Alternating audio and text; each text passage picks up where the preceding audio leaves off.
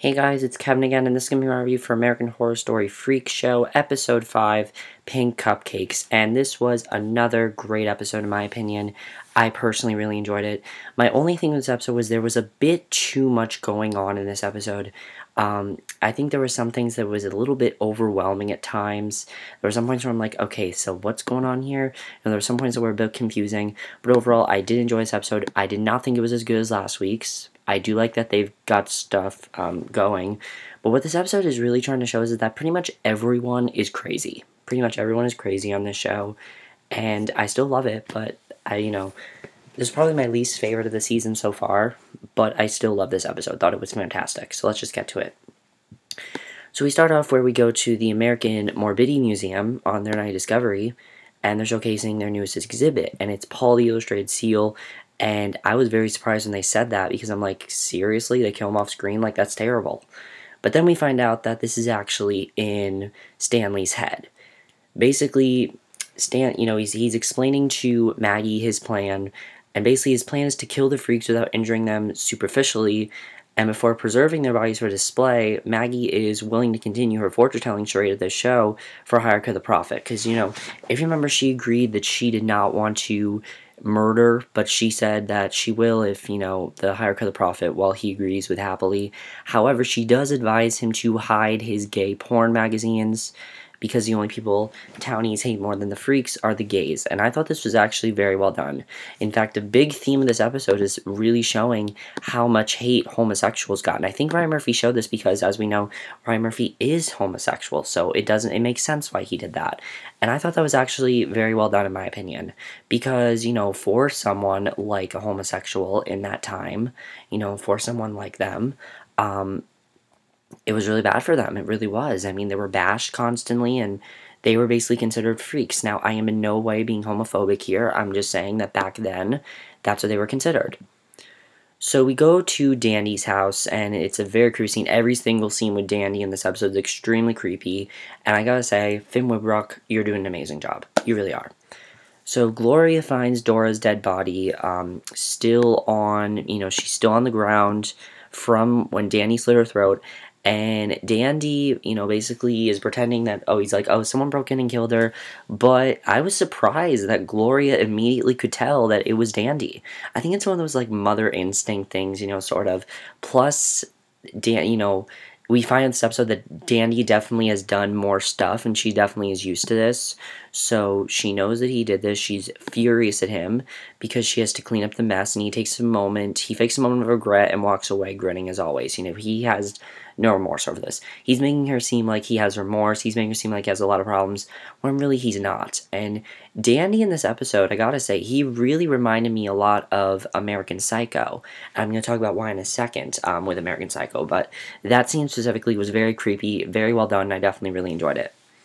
So then we see Stanley. He's still pretending to be Richard Spencer, and of course he visits Elsa in her tent and talks about Hollywood. Basically, he's claiming to work for WBN, which was a worldwide broadcasting network. And at this point, it was the 50s. Television was actually just starting to come out, believe it or not. Which it was. I thought that was interesting. And basically, he's calling it the death of art. Basically, he wants her, she responds that she'd rather be boiled in oil than appear on the lowly medium of television. She doesn't support television, really. She wants to be a performer. She doesn't want to be on television.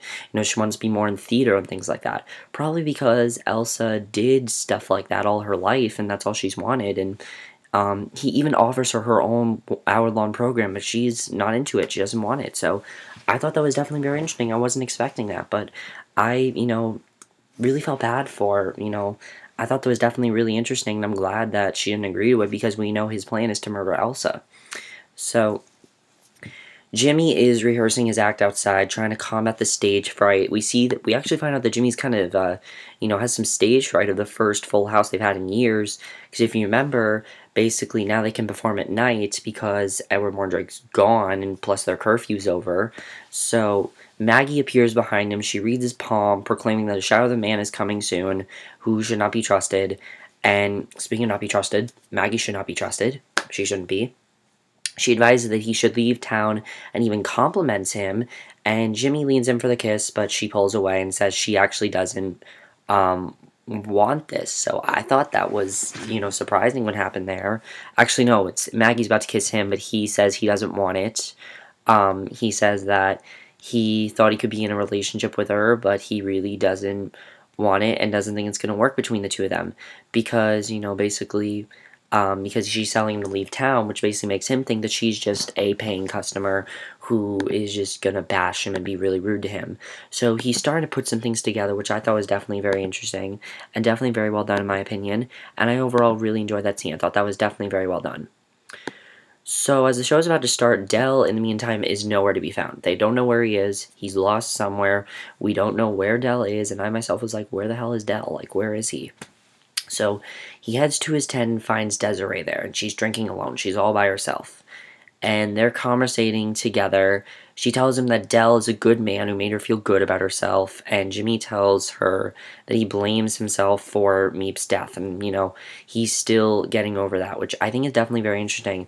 One of the things I love the show is doing is that Meep, again, we really did not see a lot of Meep on the show, but they're making it such an impactful death that you care about Jimmy more, and I definitely like that. I mean, this makes us care about Jimmy more, and he's beginning to cry. Jimmy's one of the only ones that's really not crazy. I gotta say, Jimmy's not crazy. As I said, pretty much everyone's crazy. Jimmy's not one of those people. Jimmy is just a very emotional person, and he's definitely gone through a hard time. And, he's had some hardships in his life. He's been ridiculed all his life. So, obviously, he's very disturbed by what's going on. It makes sense why Jimmy is so disturbed. He's not crazy. So, he's beginning to cry. She consoles him. He goes in for another kiss, but this time he isn't turned down. Because they're about to have sex, and he finds that she's bleeding heavily. Like, looks like they're about to have sex, and I thought that was, they're actually going to be like a cheating thing. I would be really pissed if they did that because I thought that'd just be really stupid, really soap opera-ish and just not good. But then he finds out that she's actually bleeding heavily, which was really weird. She's freaking out. She has no idea what's going on. So he limps her out of the tent to Ethel, who offers to take care of her, while Jimmy returns to the show. So Ethel takes care of her and everything. He returns to the show, and he introduces the next act, which is Elsa's song, Life on Mars. And it's, I forgot that she actually didn't perform this in front of a live audience. If you remember, she didn't perform this in front of a live audience. She performed in front of Dandy and Gloria. And the audience first responds blankly. And I'm like, seriously, audience? This song's amazing. What's wrong with you? Like, come on. Life on Mars is amazing. I loved it, okay? I personally loved it, but that's because I'm into musicals. I would have applauded for her. I would have given her good applause, but they're just booing her and everything.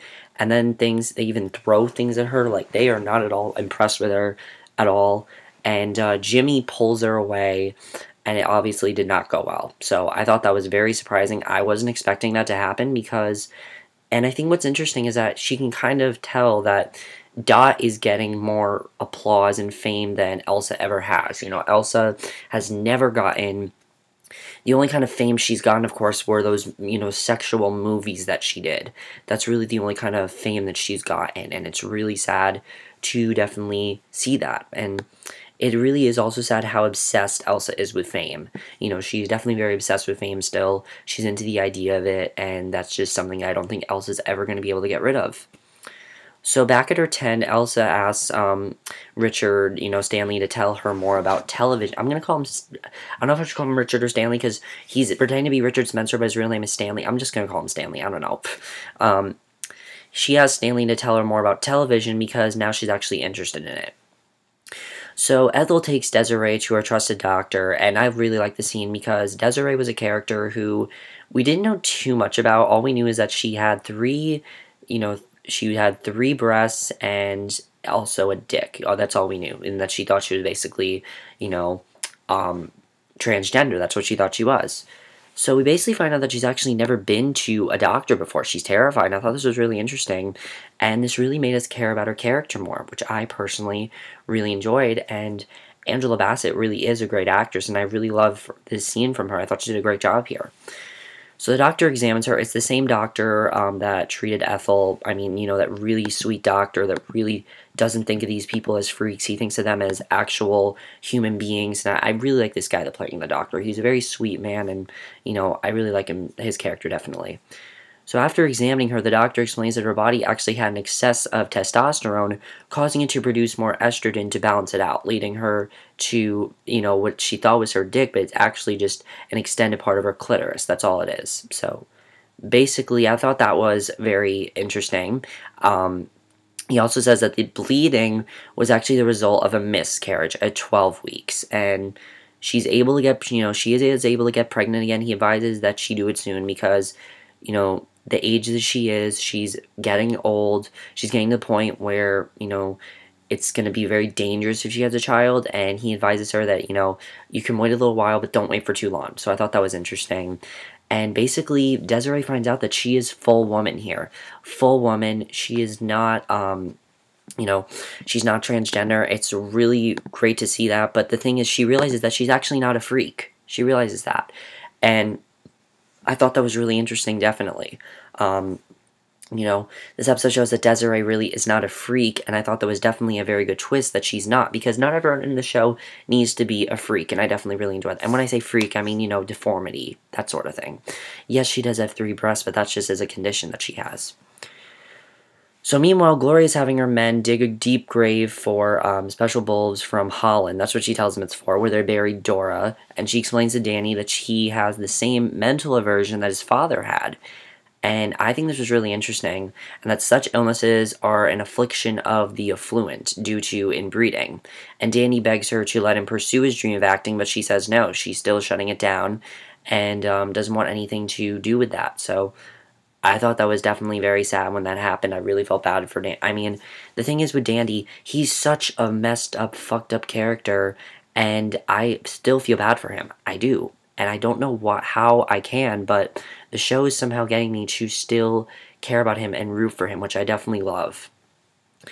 So then Elsa's in her tent. It's really sad. She puts Fame on the record player, which again, guys, do not complain about the music because I don't care about the music. I don't care what music they play. As long as it goes with the story, it makes sense. So she's doing her makeup. She gets her nails done for some publicity photos for a new TV show. She trots outside in her luxurious dress, but she finds that Stanley is actually driven away with Dot and Bet in the back seat. So I thought that was really interesting. And the thing with Dot and Bet is that we actually haven't seen a lot of them in a while. I mean, they weren't even in the episode last week. They had one scene. And this episode they had a couple scenes, but I thought it was interesting that we just randomly saw them, and I thought that was definitely really, really interesting writing what happened there. And I really like what they did with Dot and Betty in this episode. So then we see it immediately flashes forward to their severed preserves heads. And I thought this was huge what happened there.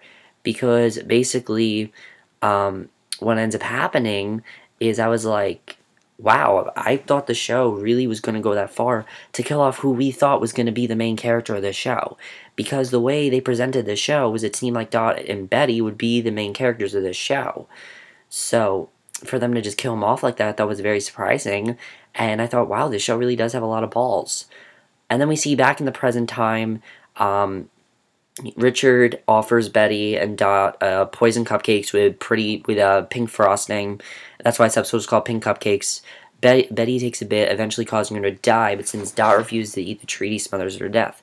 However, we find out that this is actually not true. Basically, we find out that this is another sick fantasy in his head. He plans to do this to the two of them. We see that it actually doesn't go well for him because he offers Betty a cupcake, but Dot says, "Oh no, we're not going to do that. We wouldn't want to get fat when we're acting and everything." So immediately that is shut down, which I thought was a cop out sort of, but I was happy about it because I didn't want to see Dot and Betty die yet because, one, they're the main character of the show. 2, Sarah Paulson's one of the best actresses on this show and will always be one of the best actresses, and I love their character, and I love the storyline that's going on with Elsa, and I didn't want that to end. I really didn't. So I was actually happy that they didn't kill them off because I didn't want that really good storyline to end because I like that conflict between the two of them. So then we see Dandy, and in my opinion, this scene felt very much like American Psycho. Felt very much like Patrick Bateman narrating American Psycho, and I really like the way they did that. I think that was kind of the intent, actually.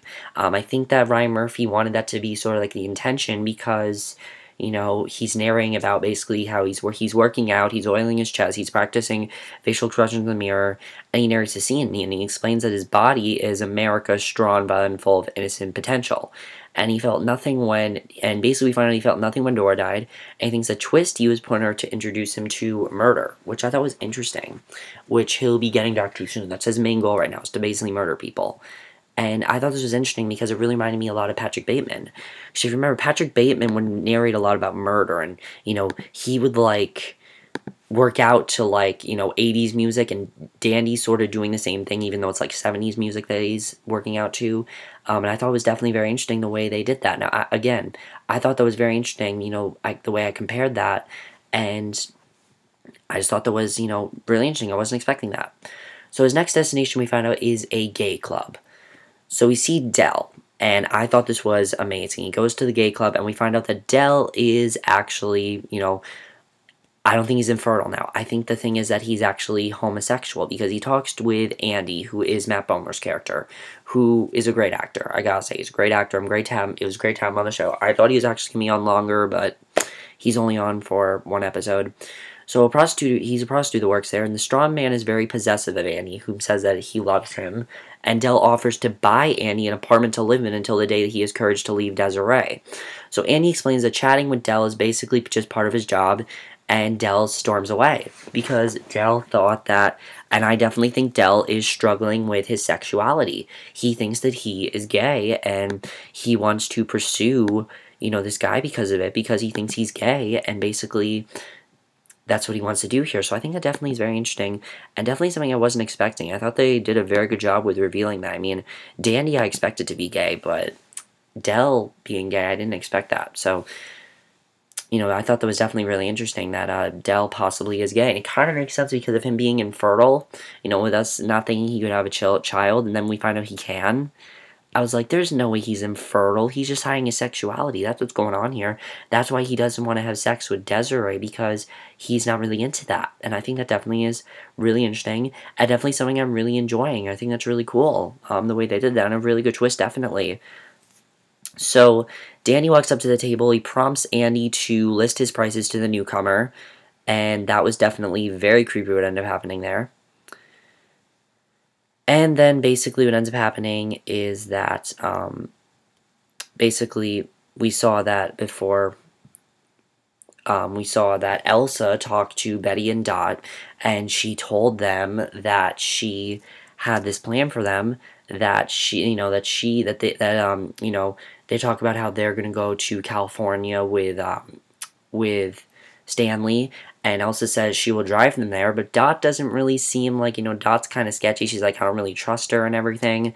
And she says, oh, you can trust me. It's really creepy. Jessica Lange, wow, she's just doing such an amazing job in the show, I gotta say. This is by far her best season. I thought Fiona was her best character. No way, Elsa is by far her best character, without a doubt. By far. Best character on the show, okay? I don't care. Best character on the show is Elsa. So Danny takes Andy to Twisty's abandoned trailer, and I knew the second he did that, I'm like, okay, definitely he's going to kill him. I knew that for a fact.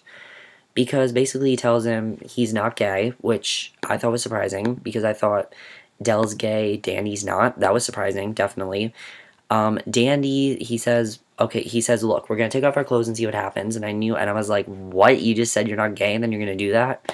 So he turns around at the same time, and of course when they do, Danny starts stabbing Andy while wearing the Twisty mask. It's really crazy what's going on here. He's just stabbing him over and over again, failing to kill him quickly, and he thinks he's dead. He cuts off one of Andy's feet and dissolves it in acid, and he sees that Andy hasn't died yet. He still hasn't died. He's like, why haven't you died? So he's begging Danny to kill him, and Danny begins to saw off Andy's arm in response, and we see that this is definitely not going to be the first person he kills.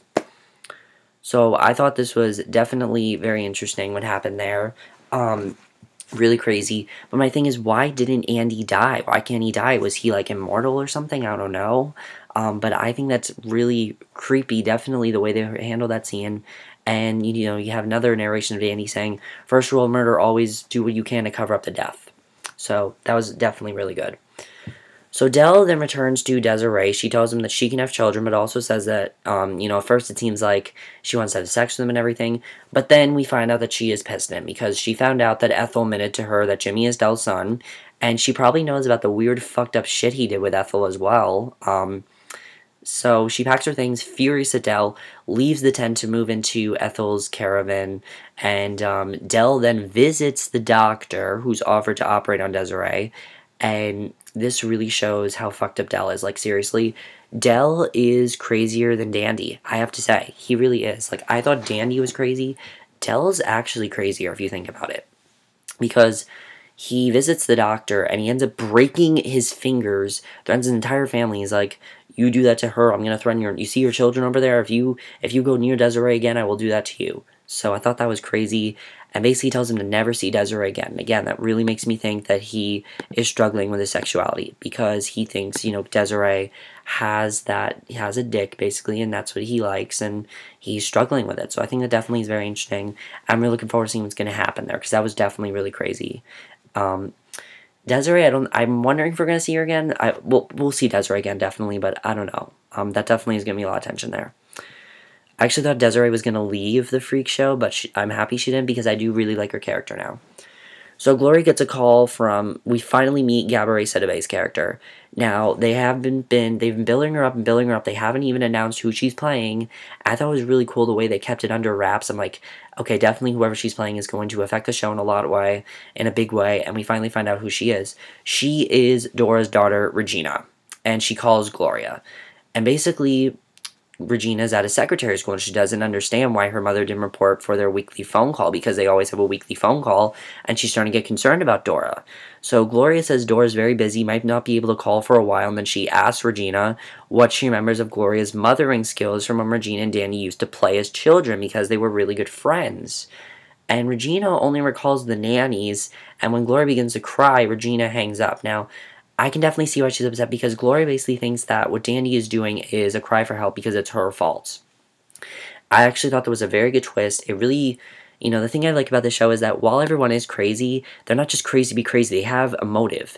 And I think Dandy's is that his mother kind of neglected him all his life, and that's why she's babying him. It makes sense now why she is babying him and treating him like a little boy. Because she wasn't there for him when he was younger. I'm expecting that, she was very rich and maybe had like a really big job or didn't really care about him or something like that. There's definitely more we're going to find out about her, but I definitely really enjoyed that. She turns around only to find Dandy still in his underwear, covered in blood, and she's terrified. And then the very end of the episode, I love the way they end this episode. I thought this was great. Elsa takes Betty and Dot on a ride to Gloria's house, answers the door, and Elsa's there, and she's like, I have brought you something I believe you want. And that's how the episode ends. And overall, guys, I really like this episode. I did feel there was a little too much going on, especially with, Stanley and Maggie. There was a little too much going on there. There were two scenes where I'm like, what's going on here? I thought some stuff dragged on a little bit, but this episode still was amazing, and there's still some things to talk about. First of all, Dandy. I really like the way they're handling Dandy's character. We know why he's crazy now, because his mother kind of neglected him all his life, and now he's getting the joy out of killing because his mother, is treating him like a baby, and he's tired of it. So I think that definitely is very interesting what's going to happen there. And apparently in the next episode, we're going to find out that Dandy actually has an obsession with Betty and Dot. Like, maybe he has a crush on them or something. I think definitely it's more of that. I think it's just that he is infatuated with them. I think it's going to be very interesting to watch. I wasn't expecting that, and I think that's really cool. Also, why couldn't Dandy kill Andy? I don't think they're going to really explain that, but I just want to know, why do you guys think he couldn't have killed him? I don't understand why. Seriously, he killed him in the back. He stabbed him in the back. When you stab someone in the spinal cord, you die. That's what happens. So I don't understand how Andy didn't die from that. That was definitely really interesting. Dell is definitely full-on crazy. Do you feel Dell is struggling with his sexuality? I definitely feel he is, and that's why he took his anger on the doctor. When Ryan Murphy said he's the most fucked up character in American Horror Story history, yeah, I definitely agree. He's more fucked up than Dandy, definitely. Elsa, I like that they're kind of showing Elsa being basically completely controlling and basically an attention whore. I love that they're showing that with her now, especially in the next episode. She really seems evil in the next episode. It's going to be very interesting to see what happens there with Elsa. Elsa in the end, though, is going to realize that she was an idiot for what she did because of what happened with Stanley. I thought that was really interesting what's going to happen there. Jimmy, there's not really much to say there. I definitely think that, there definitely is going to be tension between Jimmy and Desiree now because, of course, I like that, I like that Desiree and Ethel are becoming good friends. I definitely enjoy that. But it's not going to end well for them, definitely. It's not going to end well for them, and I'm definitely looking forward to seeing what's going to happen there. And I think that's pretty much all I have to really talk about. I guess there's really not much else to say there. Also, what other plans does Stanley have? What else is going to happen there? Are we going to see more of Regina? I do feel we're going to see more of her because Gabrielle Sidibe is a recurring character, so I'm interested in seeing how she's going to play into this. Let me know what you guys saw this episode. Overall, I thought this was probably the weakest episode of the season so far, but I still really enjoyed it. It wasn't bad in any way, shape, or form. It was still amazing. I still loved it. But it was not the best episode of the season. Last week's episode was better, but I thought this episode still was amazing. Let me know what you guys saw this episode. See you guys in my next video, which will be my review for, I think it's gonna be for Olive Kitteridge, because I'm gonna watch the miniseries. I'm gonna finish it tomorrow, and I'll see you guys for that. Okay, bye.